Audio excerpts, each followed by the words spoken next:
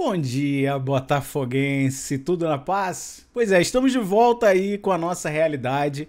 Não é das piores realidades, né? A gente bem no Brasileiro, classificado na Copa do Brasil, na Libertadores, mas ainda assim é de volta à realidade, né? Depois de algumas semanas aí curtindo a Copa do Mundo de clubes, finalmente chegou ao fim. Na verdade não, né? Domingo agora ainda tem a final para definir quem vai ser o campeão, se vai ser PSG ou Chelsea. Acredito que vai ser PSG, já dando um pitaco aqui rápido, né? Mas para nós brasileiros já acabou a Copa do Mundo e a gente já está de volta com o Brasileirão. Amanhã já temos jogo contra o Vasco da Gama lá no Mané Garrincha. Se não me engano, às 6h30 da tarde. Tenho quase certeza que sim. Antes da gente falar sobre esse jogo e sobre também algumas mudanças, algumas coisas que aconteceram aí no Botafogo, eu só queria fazer um agradecimento e também um convite, que é a respeito das lives que eu tenho feito aí recentemente, assistindo alguns jogos. E eu tenho que agradecer a companhia de vocês, cara. Tem sido um movimento super bacana, super legal. Eu tenho me divertido um bocado fazendo essas lives. Eu assisti aí a Copa do Mundo. Eu acho que eu assisti, eu não tenho certeza se eu assisti todos os jogos dos brasileiros, eu acho que eu não assisti a um jogo do Palmeiras e a um jogo do Fluminense. De resto, eu acho que eu assisti dos brasileiros todos. E assisti um jogo ou outro também das outras equipes. Vou assistir a final, né? Agora no domingo às 4 da tarde. Vou estar torcendo pro PSG, porque afinal de contas, o botafoguense tem que ter vencido do campeão. A gente, né, já tirou uma onda danada aí tendo vencido o PSG, sendo o único time que não sofreu gols pro PSG nos últimos 24 jogos. Isso foi gigante. E queria convidar também, antes do domingo, já tá convidado para assistir esse jogo comigo, é assistir amanhã, ou hoje também, eu não sei exatamente quando esse vídeo vai estar saindo, mas nesse sábado vai ter o jogo do Flamengo e o jogo do Botafogo pra gente assistir. O jogo do Botafogo eu vou assistir com o Jeff, que é vascaíno, que também tem feito mais lives de futebol há um tempo, bem mais tempo que eu, na verdade. E aí a gente marcou de assistir junto, ver como é que vai ser, ver se a gente vai se divertir um bocado, vou zoar ele um pouco. O Vasco tem sido um bom freguês, né, há algum tempo, mas a gente não tá na melhor das situações. Não acho que a gente esteja num momento ruim, mas a gente tem algumas coisas pra ajustar. Primeiro a gente começa com uma notícia boa, que foi a relação do Gregory. Ele, apesar de ter toda essa conversa aí da saída dele, né, indo lá pro time do Arthur Jorge, etc, parece que já tá quase tudo encaminhado, que ele já acertou salário com o clube, que inclusive vai ser o dobro do salário dele hoje, já acertou com a gente, já definiu tudo. Bom, o Botafogo só tem que receber a multa, o Botafogo tem que negociar nada, é receber a multa à vista e liberar o atleta, mas ele tá relacionado pro jogo de amanhã. O que me deixou até numa certa dúvida se realmente essa saída dele tá tão adiantada assim como se vinha noticiando. Espero que não. A gente vai sentir uma baita falta do Gregory, vai precisar repor. Eu não acho que no elenco a gente tem alguém que vá cumprir a mesma função com a mesma qualidade. Eu acho que de imediato, se o Gregory realmente não estiver com a gente, é colocar o Alan, ficar Alan e Marlon ali nos volantes, né? Mas a gente vai ficar um pouquinho mais frouxo, não dá pra, né, negar. O Gregory é um guerreiraço, velho, é um xerifão ali, fecha as portas das zagas, protege legal. E eu acho que sem ele a gente vai precisar repor, a gente vai ter alguma dificuldade. Mas a gente tem um elenco de muita qualidade e a coisa pode se, né, converter e reverter em outros lugares, em outras posições. A gente precisa falar da chegada do David Ancelotti, que foi, acho que a grande contratação aí, a grande não, né, não no sentido de ser a maior contratação ou a melhor contratação, a mais falada, talvez, né, porque é uma grande aposta, né, um cara que ainda não foi treinador, é auxiliar técnico há bastante tempo, mas ainda não foi treinador, então a gente tem que ver como é que vai ser essa transição dele aí, né, vai ser o primeiro trabalho dele profissional como técnico em si. Tem muita gente que faz bem essa transição, mas no geral, se precisa de um tempo, não é no primeiro trabalho que as coisas funcionam bem. Eu acho que a gente... eu tô confiante nessa aposta, eu resolvi acreditar, saca? E acho que a gente, por ter um bom elenco, por ter... A verdade é, a gente tem alguma sobra no cenário brasileiro, né? Não só a gente, mas, né, Flamengo, Palmeiras, a gente conhece os times que já estão brigando lá em cima há bastante tempo. E a gente meio que já entrou aí, né, no meio da conversa aí desses caras e a gente tá grandinho, cara. A gente tem um elenco bom, tem grana pra, né, continuar contratando. A gente tá vendo isso agora, apesar dos problemas no Lyon. Recentemente saíram aí, foram expostas as dívidas da Eagle, que é a empresa do Textor e tal. Mas apesar disso, parece que a gente ainda goza de uma certa saúde financeira, né? Abriu a janela que agora a gente já tá trazendo gente, né? Já veio aí um menino da Colômbia que parece ser uma pérola aí para ser lapidada também, né? Já teve, eu não tenho certeza se foi confirmada, mas parece que teve uma proposta pelo Luiz Guilherme do West Ham. Então assim, dá para movimentar alguma coisa, a janela tá abrindo agora. Então a chegada do David, não acho que seja o pior dos momentos não. Eu já tinha me conformado, né, já tinha aceitado o Renato Paiva, apesar de eu achar que a gente não tinha um teto muito mais alto do que o que a gente já tinha atingido com ele. Eu achava que ia ter que ser isso mesmo, a gente já tá no meio dos campeonatos todos e tal, mas a gente teve aí uma janelazinha onde se permitiu treinar um pouquinho e aproveitou esse momento aí pra se livrar de repente de um mal maior, né? Eu concordo um pouco, eu acho que é por isso que eu digo que eu tô otimista, que eu não acho que o Renato Paiva ia ser o técnico, eu falei isso algumas vezes, eu não acho que ele ia ser o técnico para treinar o campeão brasileiro e o campeão da Libertadores, não acho que ele estava apto ao cargo, a gente não ia chegar muito longe com ele, não ia ficar fazendo a manutenção dos títulos com ele, não ia ser para mim um técnico de longa data, talvez a gente beliscasse, né, um título, uma taça ou outra esse ano ainda com ele, mas isso se deve mais ao fato de eu falar que a gente, né, hoje tá numa situação um pouco acima dos demais aqui, né? Não digo nem só Brasil, mas aqui pra baixo, na América do Sul toda, a gente tá um pouquinho acima porque tem um pouco mais de grana, tem um elenco um pouco melhor. Essa janela agora a gente pode aproveitar para trazer algumas peças, para fazer alguns ajustes. Então acho que por conta de ter um elenco forte, a gente tinha uma chance de beliscar uma taça ou outra. Brasileirão eu achava muito difícil, apesar da gente não estar tão distante. Mas no mata-mata, né, nas oitavas da Libertadores, Copa do Brasil, essas coisas, eu acho que a gente tinha um pouco mais de chance, principalmente porque a gente mandava muito bem os jogos. Era horrível fora de casa com Paiva, mas a gente tinha um bom retrospecto em casa. Então isso pode ser que ajudasse a gente, né, numa dessas Copas. Por isso até que, assim, eu não acho que ele seria o cara, como eu falei, então por isso até que eu acho que tá tudo bem mandar embora agora, cara. Eu acho que, na real, na cabeça do Textor, 2025 é um ano de passagem. Pode ser, é óbvio que ele nunca vai admitir isso, ele nunca vai falar que botou um time em campo pra perder, mas eu acho que esse ano é pra preparar pro ano que vem.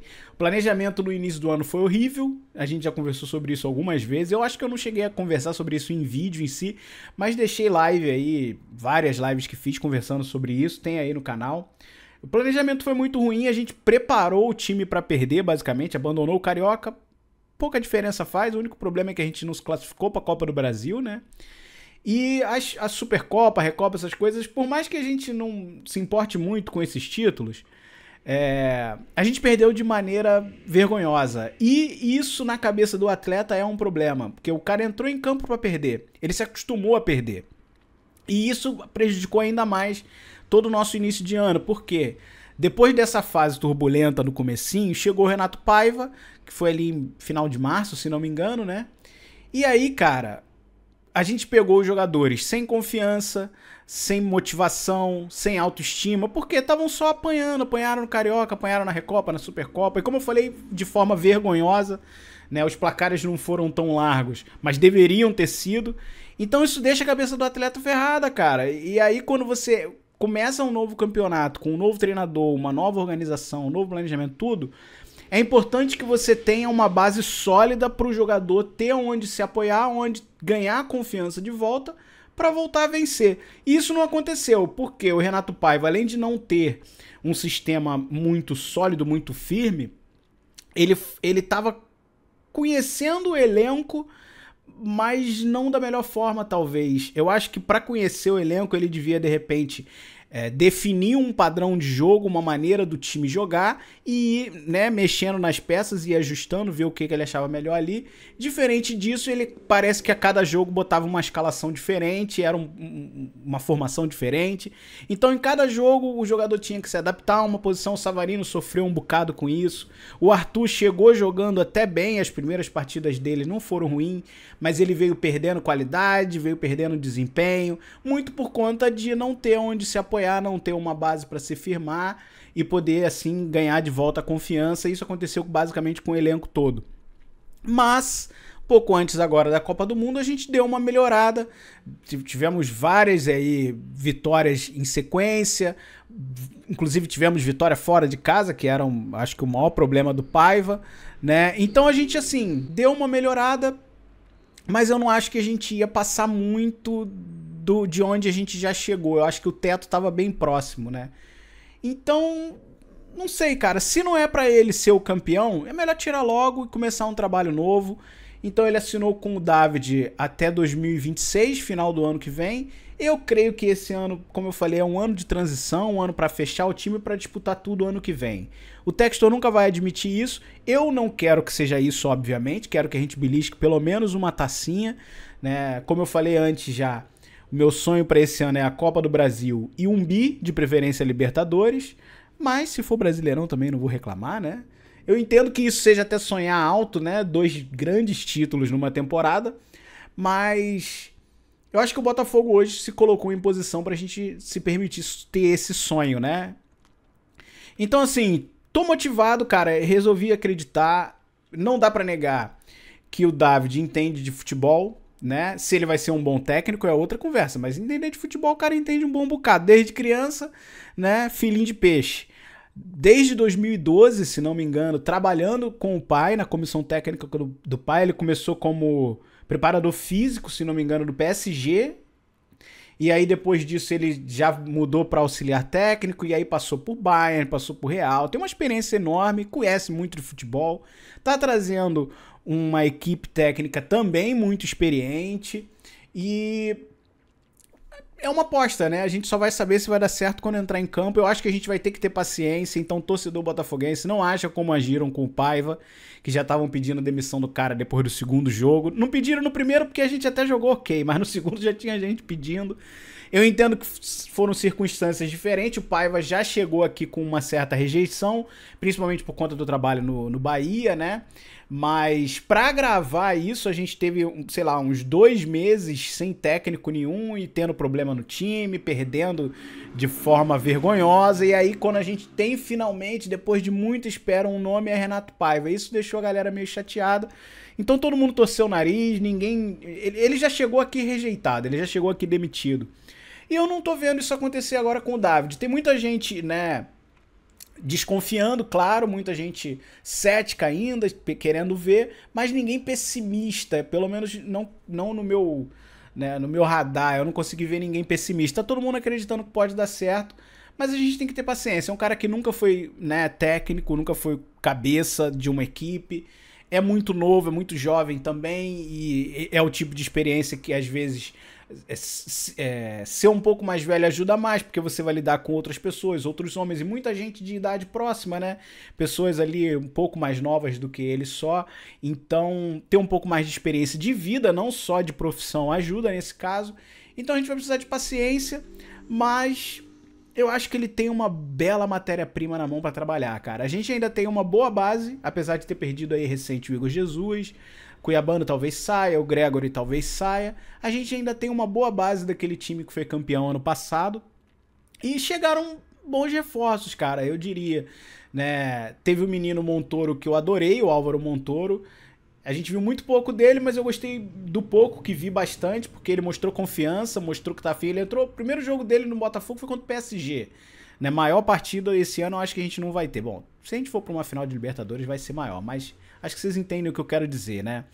E o cara entrou com confiança, o moleque entrou a fim de jogar, partindo pro X1 quando precisa, encarando 2 ou 3 na marcação, tentando se livrar, buscando passes diferentes, não tão óbvios. Entrou bem contra o Atlético de Madrid. Contra o Palmeiras não entrou tão bem, mas eu acho que contra o Palmeiras a gente teve um apagão geral, ninguém jogou bem naquele jogo. Tá, alguns, foi exagero, né? Mas gostei muito da chegada do Álvaro Montoro.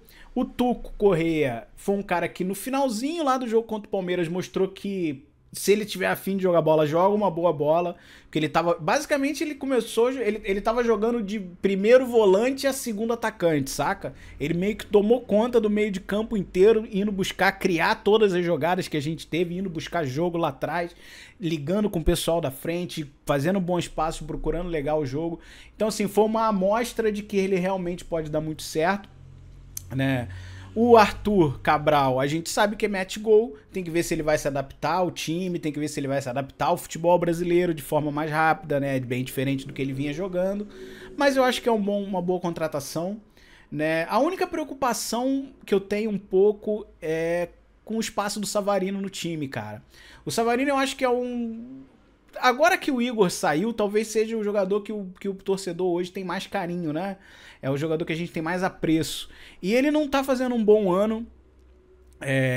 Especula-se, claro, que é por conta da maneira como ele vinha sendo utilizado pelo Paiva, né? Ele até deu chilique, parece que no Twitter ou no Instagram, sei lá. Eu não acompanho muitas redes sociais dos jogadores, mas parece que ele deu chilique, reclamando que ele quer jogar com a 10. Não foi bem assim, não foi bem com essas palavras, mas foi o que deu pra entender, né? Que ele é o camisa 10 e não vinha sendo utilizado dessa forma. Que ele não vinha desempenhando bem, todos nós já víamos o porquê, a gente não tem como ter certeza, a gente deduz que seja por conta, né, da maneira como ele vinha sendo utilizado. Mas a certeza a gente só vai ter, né, no decorrer do ano, se de repente ele recuperar o bom futebol, se de repente o David conseguir encaixar ele um pouco melhor no time, fazer ele render um pouco melhor, a gente vai ter certeza se isso for um problema, né, desse ano, ou se de repente ano passado o cara teve um ano mágico, né? E aí esse ano ele tá voltando um pouco mais ao normal. Porque o Savarino, ele não tá tendo um ano... Ele tá tendo um ano fraco, mas ele não tá tendo um ano onde ele tá se escondendo muito, saca? Ele não tá... Ele tá participando das jogadas, ele tá tentando buscar jogo, tentando criar. Quando ele tem liberdade, quando ele não fica isolado lá na ponta esquerda, né? Ele tenta buscar jogo, tenta participar. Ele às vezes precisa de um passe só numa partida inteira, como achou o Igor Jesus contra o PSG, mas ele tem falhado nesse finalzinho, no último passe, na finalização, como ele inclusive falhou. Pra mim foi uma falha a finalização dele contra o Atlético de Madrid. Então, assim, é sempre no último detalhe, é uma falha técnica. Isso pode ser um pouco de desconcentração, pode ser um pouco de insatisfação, de não estar, né, muito afim de jogar por ali, e isso não deixa a cabeça dele funcionar da melhor maneira, não deixa ele in the zone, né? Então, pode ser que seja por isso, pode ser que não seja, mas ele não tá no melhor dos seus anos. E agora chegou a concorrência, cara, porque a gente tem, ó, tentando seguir um pouco a lógica, vai, pensando claro, né, isso a gente tudo basicamente já vai ter que ignorar a partir de amanhã, talvez a gente venha a isso, mas pensando claro no time que a gente vinha jogando até agora. A gente tem, bom, a zaga não vai mexer, saiu o Jair, mas deve entrar o Caio, né, e aí deve ser Vitinho, Caio, Barbosa e Alex Telles. Creio que pelo menos para esse jogo contra o Vasco, Gregory e Marlon, né? Talvez o Gregory venha a sair mais pra frente, mas... E aí a gente vai ter Savarino, Arthur Cabral e mais um. E aí esse mais um pode ser o Santi Rodrigues, o próprio Álvaro Montoro, talvez o Joaquim Correia, mas aí eu já não tenho certeza, porque eu acho que talvez ele funcionasse melhor mais centralizado, mais pro meio, e aí ele disputaria um pouco de vaga com o Savarino, que já mostrou que não gosta de jogar pra ponta. Então, não sei, eu tenho que conhecer melhor alguns desses jogadores, né? E também o técnico tem que conhecer todos eles, e a gente tem que conhecer o técnico, saber que tipo de trabalho ele vai fazer, que tipo de time ele vai montar. Então, eu acho que essa é a única preocupação que eu tenho hoje, cara, é o encaixe do Savarino. Porque, de repente, se você tira o Savarino, bota o Joaquim no meio, aí bota Arthur Cabral e, de repente, o Santi, que eu acho que é o mais lógico, né, o mais experiente, mas apesar de vir por 100 milhões e não ter jogado 10 milhões ainda, eu acho que é o mais lógico que seja o Santi Rodrigues. Se for o Álvaro, eu até vou curtir, como eu falei, curtir o moleque, acho que ele precisa desenvolver bastante e, né, dar minutos pra ele é o que a gente precisa. Então, essa é a minha única preocupação. Fora isso, cara, eu acho que a gente tem um bom ano pela frente ainda aí. Um bom segundo semestre, pelo menos, né? Pelo elenco ser forte, por a gente ainda ter grana e uma janela que pode ajudar a gente aí a finalizar uns encaixes, acho que a gente ainda precisa de um ponta direita. Não acho que o Arthur possa ser necessariamente o titular de um time campeão, seria um excelente reserva, né? Então acho que de repente ali para ponta direita a gente precisa pegar alguém. E eu acho que o time não precisa de mais muita coisa para fechar não, claro, assim. Claro que, né, conhecendo o scout do Botafogo, a maneira como o Botafogo trabalha, pode ser que apareçam uns caras aí que a gente jamais estava esperando e acabem surpreendendo, né, como foi o Igor Jesus, que chegou basicamente de graça aí e virou o que virou, né, e de repente já tem esse menino que chegou da Colômbia, o menino que chegou da Argentina, então a gente sabe que até fechar essa janela o Textor vai trazer galera para movimentar dinheiro. Tô gostando do que ele tá fazendo, tá apostando em talento jovem, como foi o Jair, que, porra, não durou aqui 6 meses, durou o quê? Uns 4 meses aqui, já meteu o pé, né? Tá vindo aí o Montoro, tá vindo aí esse menino da Colômbia, que eu esqueci o nome dele, cara. Não vou nem tentar lembrar, enfim. Tá vendo esse menino da Colômbia aí? Então, assim, a gente vai ter movimento, vai ter ajustes no time, então eu acho que a gente vai ter um bom segundo semestre. Bom, é isso. Eu acho que eu me enrolei demais, falei demais, embolei um pouco as coisas, mas eu acho que a minha visão foi dada. E fica o convite, cara. Vem assistir o jogo comigo aí amanhã. Ou hoje, não lembro, não sei quando esse vídeo vai sair, como falei, mas nesse sábado vem assistir aí comigo, 6h30 da tarde. E eu devo assistir o jogo do Flamengo também, então cola aí, eu acho que é 4h30, se não me engano. Deixa eu confirmar aqui. Eu acho que o jogo do Flamengo é 4h30 da tarde. 4h30 da tarde. Então Flamengo e São Paulo, 4h30 da tarde e 6h30 da tarde, Botafogo e Vasco. Na verdade, Vasco e Botafogo, né? Venham aí assistir comigo, guys. Beijo, vejo vocês em breve.